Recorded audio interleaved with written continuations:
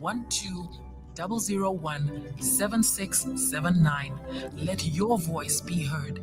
Adventist World Radio, powered by SID Media. From broadcast to baptism. So there are at least two world philosophies that we know about with regards to the existence of human beings. And it is either someone who believes that God created or there is some kind of deity which created people from which we derive, or then there's the theory of evolution with all its cracks. It's held by many as the center. Now, people had to have had an origin before traveling this globe to every corner of the earth. Southern Africa is our area of focus and interest this morning as we talk about those historical migration patterns. And I'm joined by two brothers coming through from the Migrant Workers Union in SA. His name is Mandla Masuku. Good morning to you, Mr. Mandla. Welcome to the show. Thank you for accepting an invitation. Good morning to you. And we also have on the line Mr. Brian Mzinga, who also represents a group, the Migrant Disability Rights. So that is another group that has been represented. Good morning, Brian. Okay, it looks like we have lost him. All right, maybe he will join us again. We were together a few minutes ago. Mr. Mandla, let's talk about migration. There are many different types of migration. In a nutshell, what are those that, let's try and explain and define what it is before we get into how it has happened throughout centuries, millennia as well. Okay, thank you very much. Obviously, you know that before or in the past, there wasn't many people like we are today. So we are talking of maybe it started with one people or group of 5 people. Those are the people who expanded to be millions and millions of what we are today. Some will talk of in terms of Bible, they will talk of Adam and Eve. So it's a reality. We started somewhere. So in other words, we are all one. Could be white, could be black, could be Indians. We started as one. Then somehow, due to some circumstances, we had to find ourselves multiplying. So yes, I cannot talk about maybe the world history, but of course, in Africa, we also originated somewhere. Of course, history will say most people originated in areas of West Africa or somewhere East Africa. Then they do a great trek, which is some majority in Southern Africa. Obviously, the major reason why there was a migration is because they were in search of better life, which is still a phenomenon today.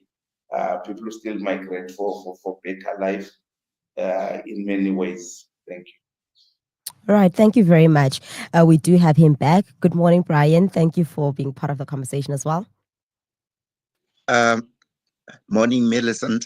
Sorry for being a bit struggling to find my access to be part of you guys, and I'm happy to also join you. But I'm going to be on the video a short time because my battery, we don't have electricity in some parts of Soweto. No problem. That's okay. Okay. That's okay. All right. We had already gotten into the conversation with Brian sharing some of the philosophies about I think the origins of where people might have been before dispersing to various parts of Africa. And he explained that perhaps one of the most common reasons for people's movement was searching for better life. I know when I was in history at school, we learned about the Khoisan and, hunter-gatherers, nomads, and how you moved because obviously also the animals that you had. If you had cattle and they needed to graze, and you needed to find, the most arable land for them, and therefore then you would have to find the appropriate pasture, and that resulted in movement and movement and movement around. The problem, it's not, I don't know, maybe the situation obviously changes much later on when we find ourselves with border control, which is something that maybe we'll touch a little bit on a bit towards the end of the show. The big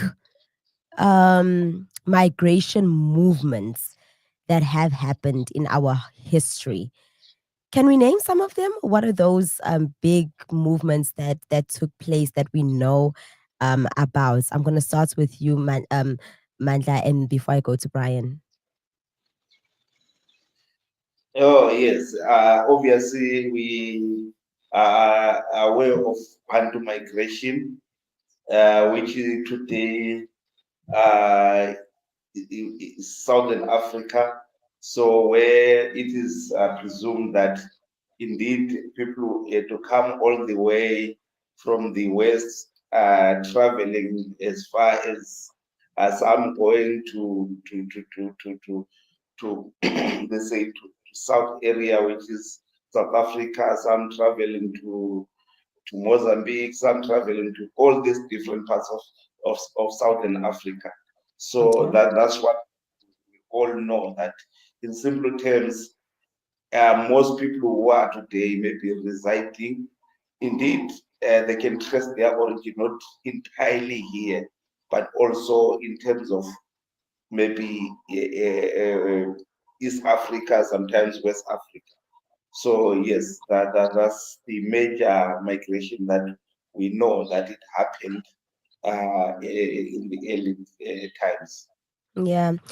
Brian, I'd like you to maybe share your take, being someone who's also representing people who have disabilities.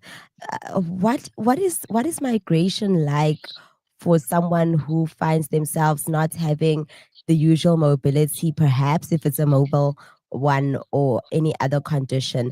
What is that like? How does it make life a bit more different to someone who is just able to easily move around for opportunities?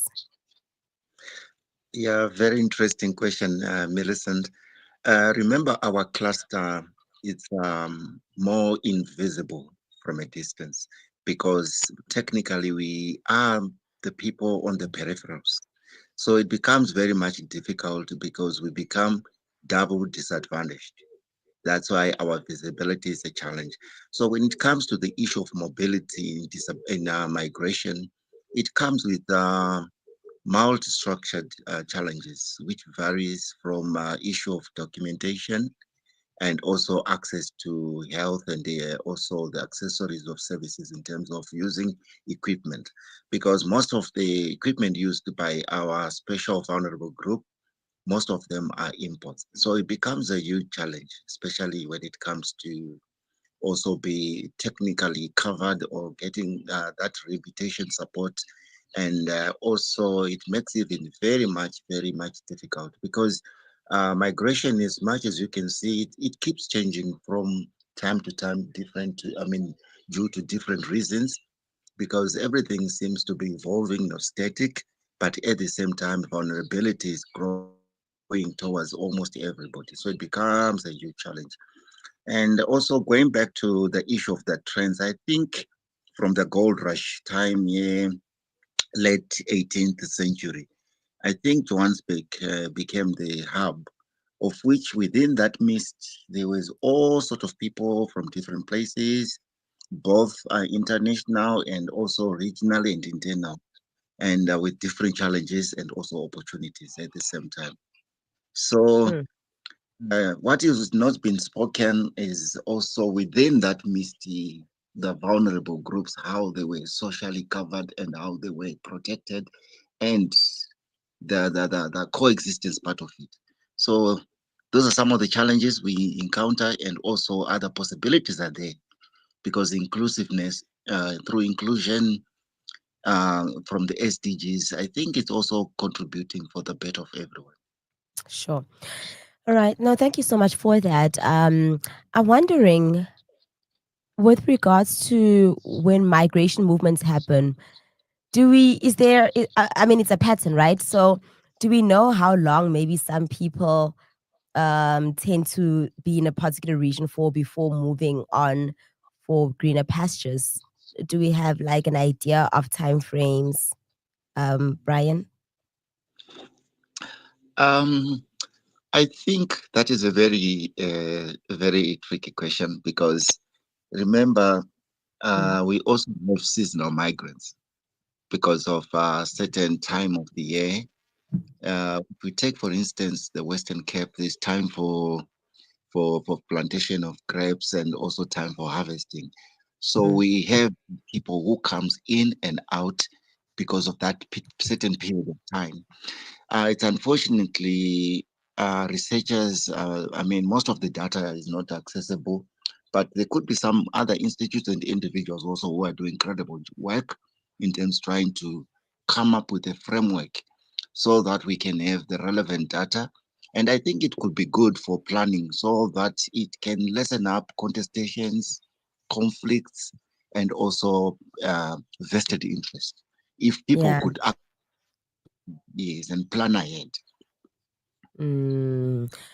Um, so you started by telling us about the Bantu movement, or it was Mandla, the Bantu movement from around, I don't know, east or north or somewhere, but further up in Africa, coming down. I think this is a very interesting conversation because it also speaks to where we originated. Our bloodlines are thicker than we probably know, most of us. It's unfortunate that I think many people are unable to trace back that history. I don't know, all the way back to maybe whether it's the 1600s. It'd be so cool if you could. I don't know. Maybe you guys can tell me. I know I can't. Are you guys able to trace where your families originated, like hundreds and hundreds and hundreds of years ago? Do you have that data with you? Do you guys know? I'm just curious about that because I don't know mine. Brian, do you know yours? Um, yeah, you know, as my Budimandla have earlier said about coming much of the West Africa, coming some parts of East, coming down to South because of searching greener pastures. Remember, uh, within that trekking, our great ancestors and also people who've lived before us, they were hunters, Yeah. as you guys have mentioned, surviving on farming. And technically, they became nomads following the weather pattern because by then also they had different type of climate challenges of some sorts. Yeah. So I think most people migrated from that end coming downwards to the south part of it.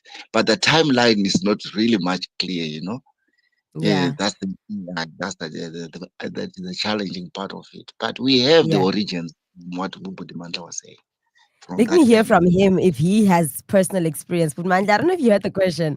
Like, are you able to trace? I don't know how far back you are able to trace your family roots. Okay. Yeah. Of course, I'm slightly privileged to able to trace it to exactly where our forefathers were. That's so cool. Yeah, the main reason being, of course, my surname is Masubu. So Masubu were also part of the group that traveled with Mzilikazi. So based on that, we are able to know that indeed we were either in KZN, Wanongoma, and also the Masuku clan and Zwite clan and Rwanda clan that still reside there.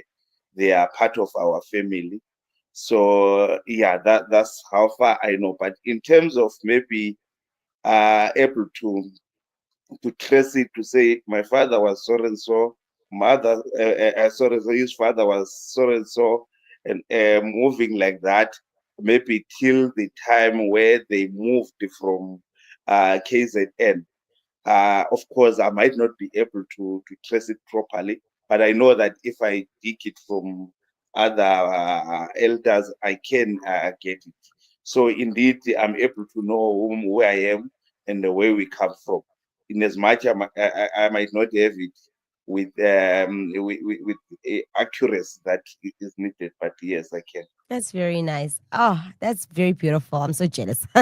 Because, that's the other thing. I think when I have conversations around also issues of whether it's family breakups or um, when one parent is not in the home, so much history is lost to the next generation because you will you live life with missing information, puzzle pieces that don't always fit accurately because you don't know, fully where these people come from, and trying to find them can even be a hassle sometimes, which is so unfortunate.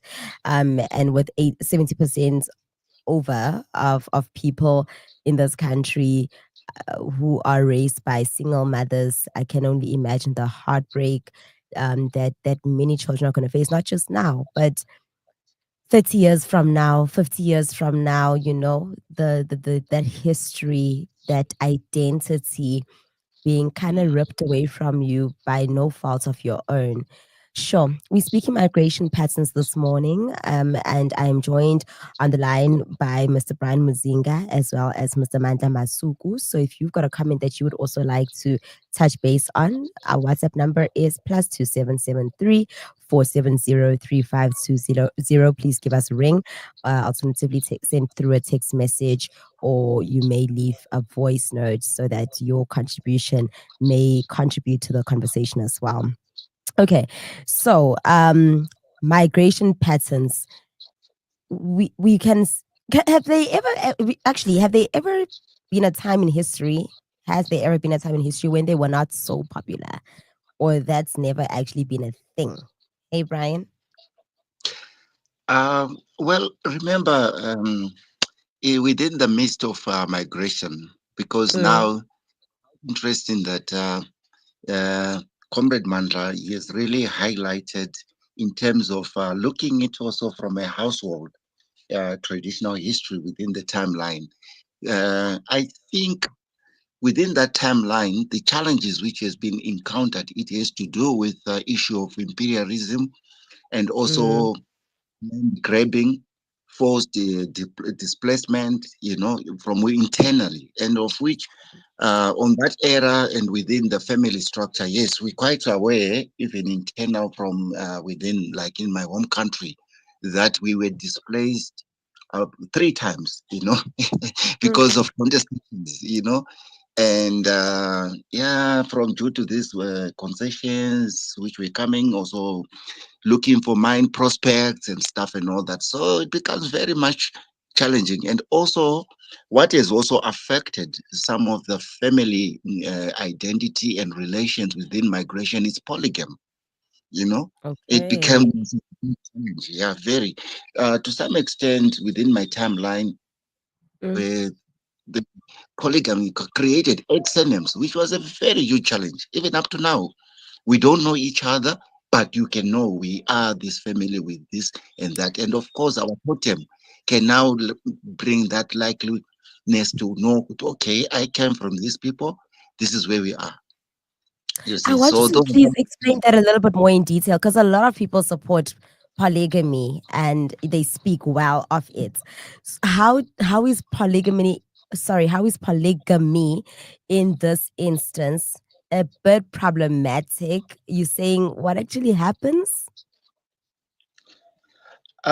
it creates individualism, Mm, firstly, and, and also the family structure in terms of identity, in terms of that Ilifi heritage part of it. It can be lost to some extent because mm, we be to live in silos and also with different interests and also classes, status quo, vested interest, and it becomes discrimination among ourselves.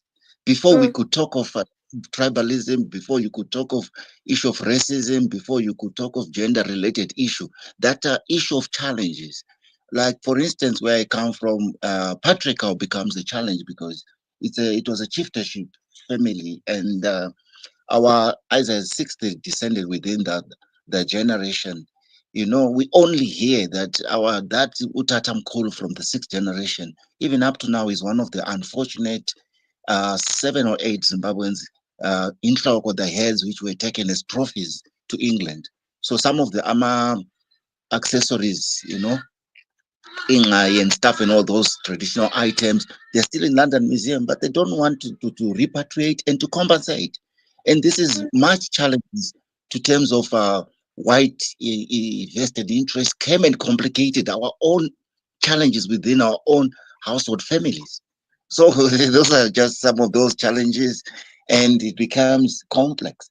That's why now you'd find um, some Zulu kingdoms or surnames, they go as far as Zimbabwe and Malawi. So these things are not spoken.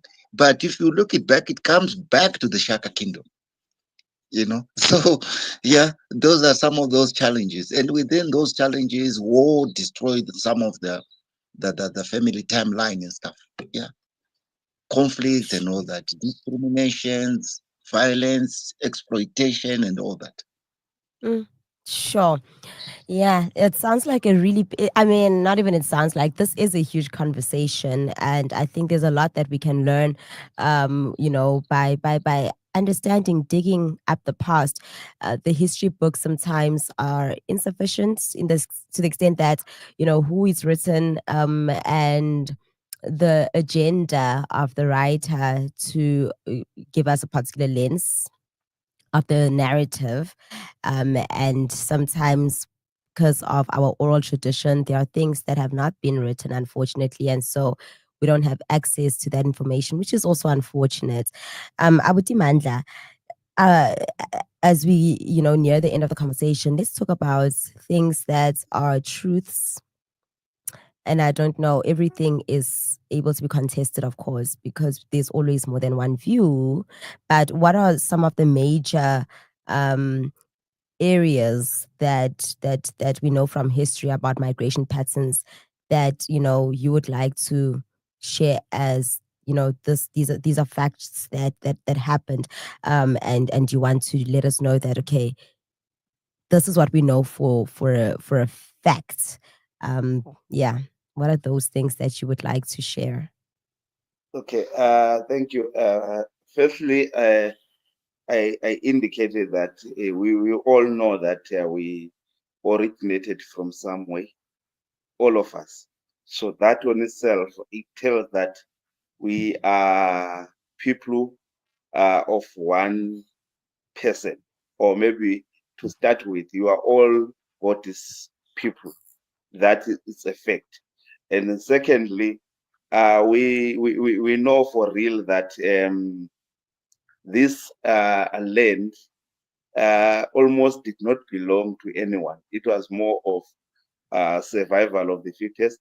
So, in actual Okay. fact, I don't think that they should be so much noise in terms of maybe people now wanting to either migrate there, migrate. Some could be migrating back where they were.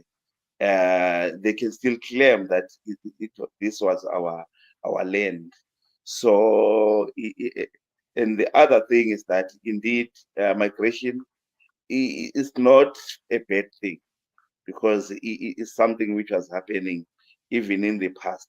People migrate for good reasons, sometimes, yes, for wrong reasons or for bad reasons, where you find people migrate because indeed there is wars, or they migrate because of discrimination they receive.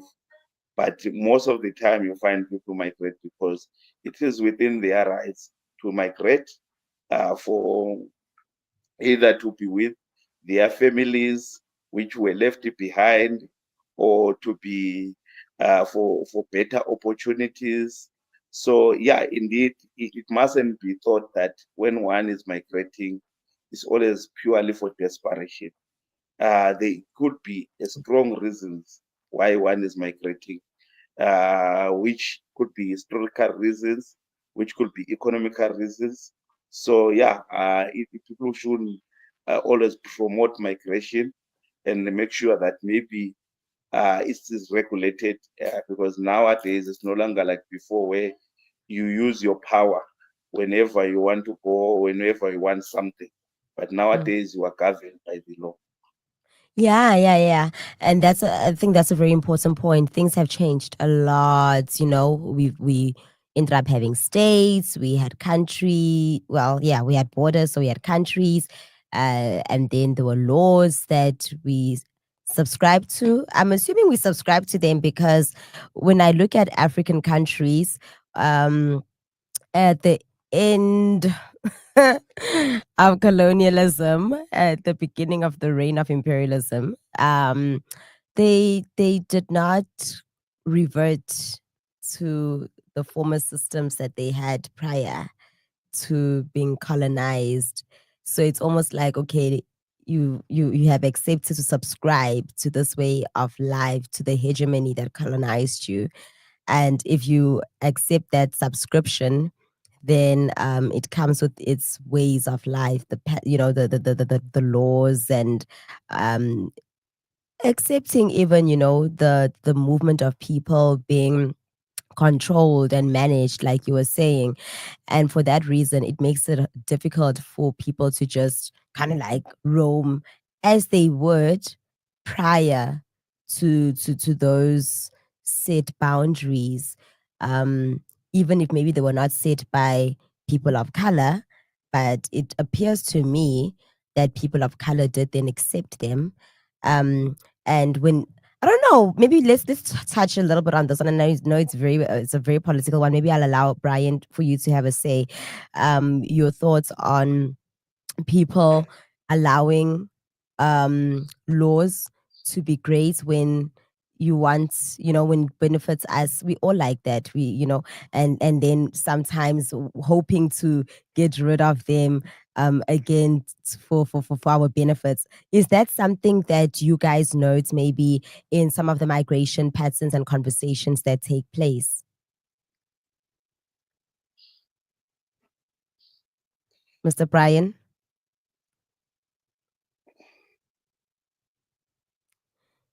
Okay, he's here but not here, I think. Let me see.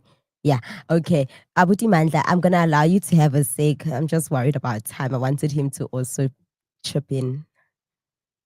Okay, yeah. Yes, laws are there, and it's a reality. It's something that we cannot do away with.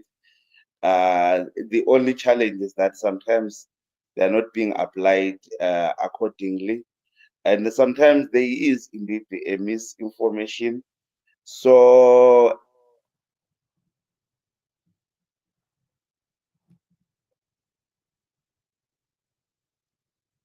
I think that um he has frozen. I think that's what has happened. There has been a bit of a freeze. I'm not sure what is causing that. Okay, it's 10 to 9, and we're talking about migration patterns. We started out with, historically what has happened throughout. It's always nice. If you are someone who knows your identity and you can actually trace back your roots, like, I don't know, as far back as, I don't know what, I would love to know. I think that is the coolest thing to be able to do, to be able to trace your roots back. If you are able to go back to, like, even the time when, I don't know, people were still moving from the west, from the north, coming down, that would be super cool. I would love to hear how far back can you trace your history. I have a colleague.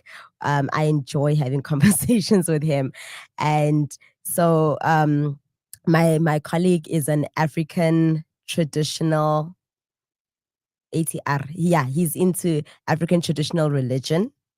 As a matter of fact, my colleague, he's a healer. I don't know. I've never asked him whether he prefers using sangoma or healer, but he is, let me say, traditional healer. Eh? So we had this conversation the other time, and I asked him how far he's able to trace back his roots. And so what he told me is he's able to trace it back to, I think he spoke about the Great Lake Malawi. that region in his family where they, and he was able to go back to about the early 1800s. And so he's Zulu, from KZN. And I asked him, "Oh, that is so cool. Was this information that was already passed down? Like everyone in the family kind of knows like the trajectory?" But he said no. For him, it happened in a dream. I did say that he is not Christian. Okay, he believes in ancestors, and it happened in a dream. He was, he would be sleeping, and he was shown his family history from now all the way back. Okay, that was, for me, it's interesting. Of course, we don't all believe the same things about, yeah, God and how people came to be. Some people believe in creation, some people believe in evolution, some people believe that you can speak to the ancestors, some people believe that a dead person is completely dead. They can't have any conversation with you, they can't come to you in a dream and give you information. And granted, that's, yeah, we have pluralism because that's the society that we find ourselves in. I do think it is important, however, to always know why you believe what you believe. But if you are someone who does have information, how far back do you go? I've been always curious to know, okay, if people migrated from West Africa, for example, coming down south, for example, because if we use the Bible, and this is my conflict, right? If we use the Bible, it's like, did life starts in the south? Would the Khoisan have been the first people if we use the Bible? Because if we use the Bible, the Garden of Eden was not in the southernest part of Africa. It's completely different to the theory of evolution. Like those places are worlds apart. And so for me, it makes sense that at some point people moved from a center up there to come down. For me, if I use the Bible, that makes sense. If I don't use the Bible, fine, we can argue the evolution stuff and yeah, But if I go with the Bible, Noah was not in, because I believe that the flood happened. So if the flood happened, we know that it didn't take place here in like Western Cape. No, it took place up there in those Mediterranean areas. Ko godimo. Some, and again, I'm not an archaeologist or I'm not a historian, and maybe some of the things I know might not be accurate. And I'm also trying to learn and find information like everyone else. And I hear that maybe around Turkey is where you would find some of the remains. I don't know if that is 100% true, but I know it's not here. So if there was Noah's family, the only people, the remnant of the antediluvian world, and that's from whence everyone who is around comes, uh, then we have to have spread from pretty much almost the center of the entire earth to different parts of the world.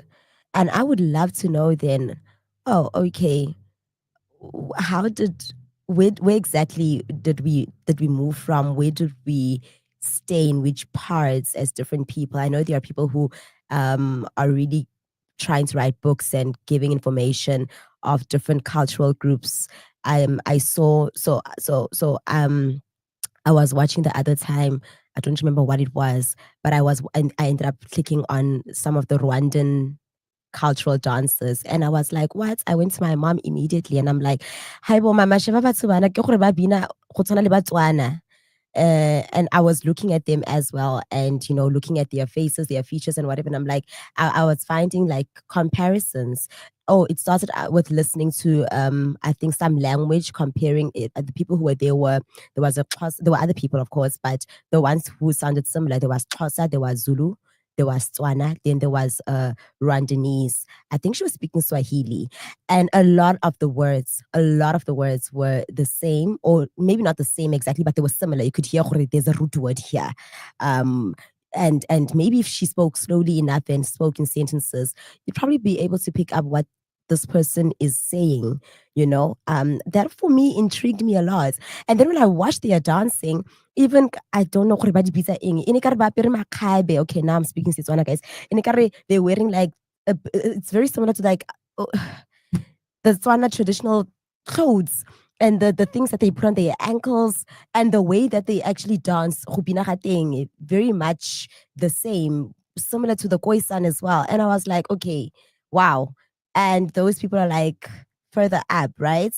It just makes you realize, okay, yeah, indeed, there is so much similarities, or there's so much connection that we otherwise don't know about, because a lot of the history that we have, I feel like we have been deprived.